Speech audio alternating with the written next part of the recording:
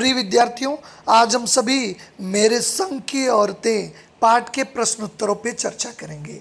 NCERT book द्वारा जो भी प्रश्न है उसके अलावा अन्य भी महत्वपूर्ण प्रश्नों पे हम सभी चर्चा करेंगे। तो आइए हम सभी बढ़ते हैं पहले प्रश्न की ओर।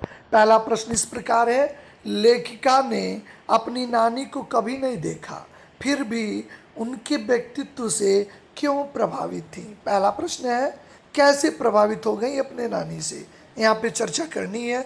इसका उत्तर इस प्रकार है, लेखिका ने अपनी नानी को कभी नहीं देखा किंतु उनके बारे में सुना अवश्य था। उसने सुना था कि उसकी नानी अपने जीवन के अंतिम दिनों में प्रसिद्ध क्रांतिकारी प्यारेलाल शर्मा से भेंट की थी। उस भेंट में उन्होंने इच्छा प्रकट की थी कि वे अपनी बेटी की शादी किसी क्रांतिकारी से करवाना चाहती हैं, अंग्रेज के किसी भक्त से नहीं।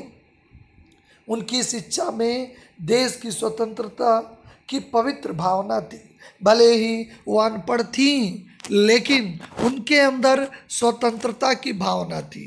यह भावना बहुत सच्ची थी, बिल्कुल पवित्र भावना थी उनकी। कहीं भी उनके अंदर स्वार्थ की इस तरह भाव नहीं था। इसमें साहस था।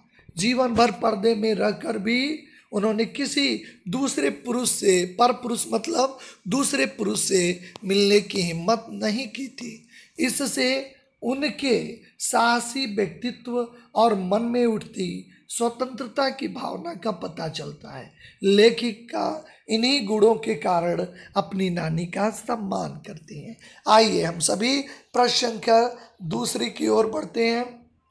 लेखिका की नानी आज़ादी के आंदोलन में किस प्रकार भागीदार रही, यानी वो कौन सा तरीका था जिससे पता चलता है कि वह खुद भागीदार थी। इसका उत्तर इस प्रकार है, लेखिका की नानी ने आज़ादी के आंदोलन में प्रत्यक्ष रूप से नहीं भाग लिया, यानी डायरेक्ट, प्रत्यक्ष का मतलब है डायरेक्ट रूप से तो भाग नहीं दिया, पर आज़ादी के आंदोलन में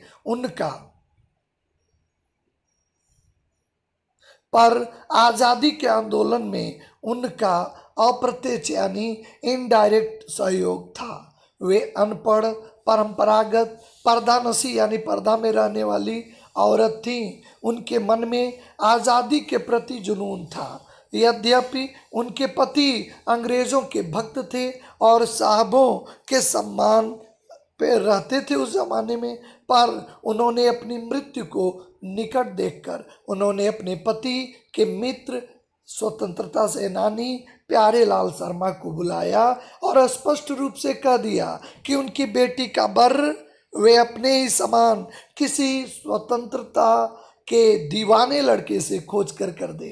इससे उनकी बेटी का विवाह आज़ादी के आंदोलन में भाग लेने वाले उस लड़के से हो सका जो आईएएस की परीक्षा में बैठने से इसलिए रोक दिया गया क्योंकि वह आज़ादी की लड़ाई में भाग लिया था।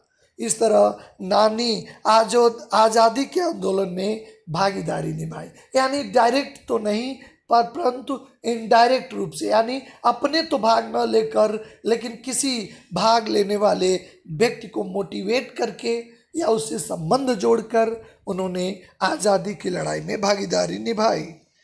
प्रश्न संख्या 3, लेखिका की मां परंपरा का निर्वाह न करते हुए भी सबके दिलों पर राज करती थी। इस कथन के आलोक में दो चीजें हैं। पहला को लेखिका की मां की विशेषता लिखिए।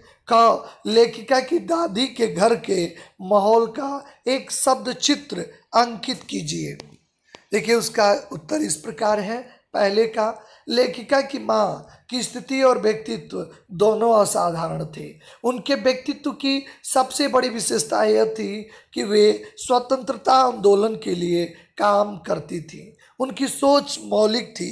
लेखिका के शब्दों में वह खुद अपने तरीके से आज़ादी के जुनून को निभाती थी। इस विशेषता के कारण घर भर के लोग उनका आदर करते थे। उनसे कोई गृहस्थी का काम नहीं करवाता था कि चलिए घर के काम करें, महिलाओं से अपेक्षा होती है, लेकिन उनसे कोई घर का काम नहीं करवाता था। उनका व्यक्तित्व ऐसा प्रभावी था कि कोई ठोस कामों के बारे में न केवल राय ली जाती थी, परिवार में कोई भी ठोस काम होता था तो उनकी राय ली जाती थी और उस राय को पत्थर की लकीर की तरह, ये नहीं कि केवल औपचारिकता भर, केवल फॉर्मेलिटी के लिए नहीं, उसे पत्थर की लकीर की तरह निभाया जाता था। लेखिका की माँ का सारा समय किताब पढ़ने, साहित्य की चर्चा, संगीत सुनने में बीतता था। वे बच्चों के साथ लाड प्यार भी करती थी। उनके मान सम्मान के दो प्रमुख कारण थे, वो कभी झूठ नहीं बोलती थी और एक की गोपनीय बात दूसरे से नहीं कहती थी, यानी चुगली नहीं करती थी। दूसरा, दादी के विषय में शब्द चित्र प्रस्तुत करना है। लेखिका के दादी के घर में विचित्र विरोधों का संगम था, पर दादी लीक से हटकर थी। वह चाहती थी उनकी पतों को पहली संतान जो है कन्या हो, जबकि समाज में आज भी पुरुष की प्रधानता है। उन्होंने ये मन्नत मानकर जग जाहिर भी कर दी। इससे घर के अन्य सदस्य हैरान हो गए, परंतु लेखिका की दादी इस इच्छा को स्वीकार करके होने वाली पोती को खिलाने दुलाने की कल्पना भी कर डाली। लेखिका की माँ तो बिल्कुल ही विचित्र थी। वह घर का कोई काम नहीं करती थी, आज़ादी के आंदोलन में सक्रिय थी, उन्हें पुस्तक पढ़ने और साहित्य की चर्चा करने में फुर्सत नहीं थी। उनके पति भी क्रांतिकारी थे, वो आर्थिक दृष्टि से अधिक समृद्ध नहीं थे। इस विचित्र बात थी कि लेखिका के दादा अंग्रेजों के बड़े जो प्रशंसक थे, घर में उन्हीं की चलती थी, और किंतु घर की नारियां अपने अपने से तरीके से जीने के लिए स्वतंत्र थे, कोई किसी के विकास में बाधक नहीं था। यानी ये तो एक शब्द चित्र था। आइए हम सभी प्रश्न संख्या 4 की ओर बढ़ते हैं। आप अपनी कल्पना से लिखिए कि परदादी ने पतोहू के लिए पहले बच्चे के रूप में लड़की पैदा होने की मन्नत क्यों मानी होगी। ज़्यादातर लोग आज भी लड़के की कामना करते हैं, लेकिन दादी ने ऐसा क्यों किया होगा। इसका उत्तर इस प्रकार है कि परदादी ने पतोहू के लिए पहले बच्चे के रूप में लड़की पैदा होने की मन्नत इसलिए मांगी ताकि वे परंपरा से आगे चलने की जो बात करती थी उसे अपने कार्य व्यवहार द्वारा सबको दर्शा सके, सबको दिखा सके। इसके अलावा उनके मन में लड़का और लड़की में कोई अंतर करने जैसी कोई बात नहीं थी। वो लड़का और लड़की में किसी भी प्रकार का अंतर नहीं करती थी। आइए हम सभी 5वें प्रश्न पे विचार करें। डराने, धमकाने, उपदेश देने या दबाव डालने की सहजता से किसी को भी सही राह पे लाया जा सकता है। डराने से, धमकाने से या उपदेश देने से, इस पे अपने तर्क देने हैं। इसके उत्तर इस प्रकार है। इस पाठ से स्पष्ट है कि मनुष्य के पास सबसे प्रभावी अस्त्र है अपना दृढ़ विश्वास। अगर आपके पास जो है डिटर्मिनेशन है, विश्वास है, सहज व्यवहार है, ये आपका सबसे प्रभावी अस्त्र है। कोई सगा संबंधी गलत राह पे हो तो उसे डराने, धमकाने, उपदेश देने, दबाव देने की बजाय सहजता से व्यवहार करना चाहिए। यानी उसे सरल, उसके साथ कोई आक्रामक व्यवहार नहीं करना चाहिए। लेखिका की नानी ने भी यही किया। उन्होंने अपने पति की अंग्रेज भक्ति का न तो मुखर विरोध किया न तो समर्थन किया। वे जीवन भर आदर्शों पे टिकी रहीं। वो जो उनका आदर्श था, परिणाम स्वरूप अवसर आने पे उन्हें मनवांछित यानी उनकी इच्छा थी वो कर भी सकी। अगर वो विरोध करती तो घर में अंतर कलह होता। लेखिका की माता ने, जो दादी जी ने जो चोर के साथ व्यवहार किया वो भी सहजता का एक अनोखा उदाहरण है। उसने न तो चोर को पकड़ा न पिटवाया, बल्कि उसकी सेवा ली, अपना पुत्र बना लिया। उसके पकड़े जाने पर उसे उपदेश भी नहीं दिया, न चोरी छोड़ने के लिए दबाव डाला। बस इतना कहा, मर्जी तुम्हारी, चोरी करो या खेती। उसकी इस सहज भावना ने चोर का हृदय परिवर्तित हो गया और सदा के लिए चोरी छोड़कर खेती करने लगा। आइए प्रश्न संख्या 6 पे हम सभी विचार करें। शिक्षा बच्चों का जन्म सिद्ध अधिकार है। हमारा संविधान भी कहता है कि शिक्षा बच्चों का अधिकार है। इस दिशा में लेखिका के प्रयासों का उल्लेख कीजिए। इसका उत्तर इस प्रकार है, शिक्षा बच्चों का जन्म सिद्ध अधिकार है। इस दिशा में लेखिका ने अथक प्रयास किया। उसने कर्नाटक के बालगोट जैसे छोटे शहर में रहते हुए इस दिशा में सोचना शुरू किया। उन्होंने कैथोलिक बिशप से प्रार्थना की कि उनका मिशन वहाँ सीमेंट कारखाने की मदद से स्कूल खोल दे, पर इसके लिए वो तैयार ही नहीं हुए। तब लेखिका ने अंग्रेजी, हिंदी और कन्नड़ 3 भाषाएं सिखाने वाला स्कूल खोला और उसे कर्नाटक सरकार से मान्यता दिलाई। इस स्कूल के बच्चे बाद में अच्छे स्कूलों में प्रवेश भी पा गए।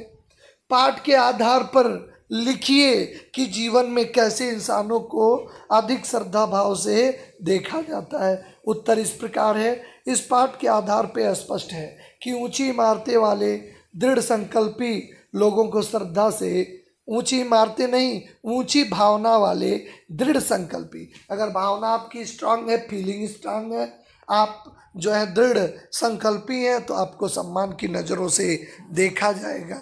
जो लोग सद्भावना से व्यवहार करते हैं तथा आवश्यकता पड़ने पे गलत रूढ़ियों को तोड़ डालने की हिम्मत रखते हैं, समाज में उनका खूब आदर होता है। लेखिका की नानी इसलिए श्रद्धेया बनी क्योंकि उन्होंने परिवार और समाज से विरोध लेकर भी अपनी पुत्री को किसी क्रांतिकारी से ब्याहने की बात की थी।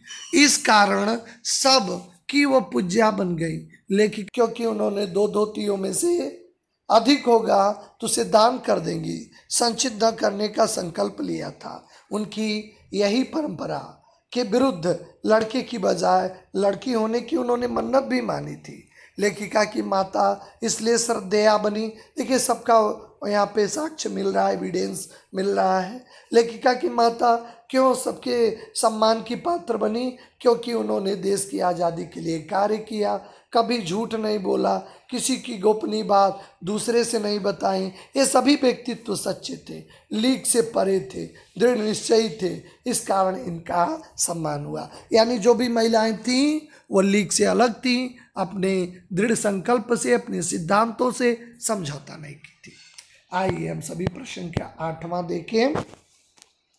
सच अकेलापन का कुछ मजा ही कुछ और है। इस कथन के आधार पे लेखिका की बहनें एवं लेखिका के व्यक्तित्व पे विचार करिए। सच अकेलेपन का मजा कुछ और है। इस कथन के आधार पे ज्ञात होता है कि लेखिका और उसकी बहनें अपने दृढ़ निश्चय और जिद्दीपन के कारण इस कथन को चरितार्थ ही नहीं करती बल्कि उसका आनंद भी उठाती हैं। चरितार्थ ही नहीं करती बल्कि आनंद भी उठाती हैं। चरितार्थ ही नहीं करती बल्कि आनंद भी उठाती हैं। लेखिका की बहन रेणु तो लेखिका से 2 कदम आगे थी।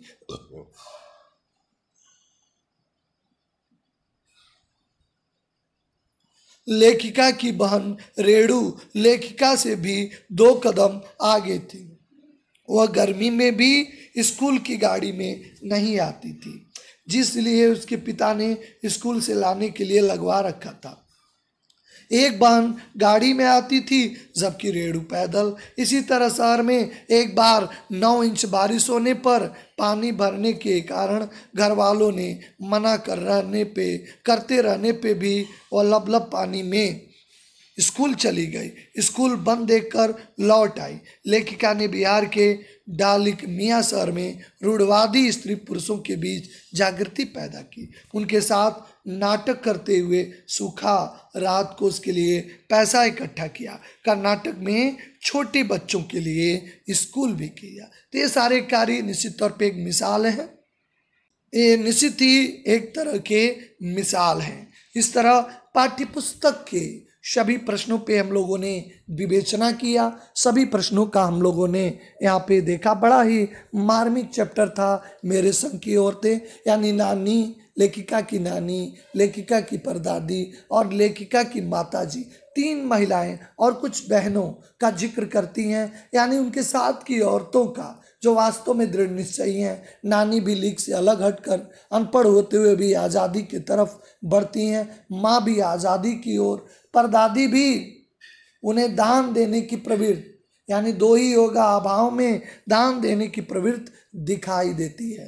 तो इस तरह ये कहानी ने प्रभावित भी किया। और इसका प्रश्नोत्तर बिल्कुल, अगर कहानी का कंसेप्ट क्लियर है, आप अपने शब्दों में बड़े सरल ढंग से इसका उत्तर लिख सकते हैं। और परीक्षा में यदि पूछा जाता है तो आप सारगर्भित उत्तर लिखकर अच्छा से अच्छा अंक प्राप्त कर सकते हैं। बस यहीं तक। आप सभी से फिर मुलाकात नेक्स्ट वीडियो में होगी। आप सभी का धन्यवाद।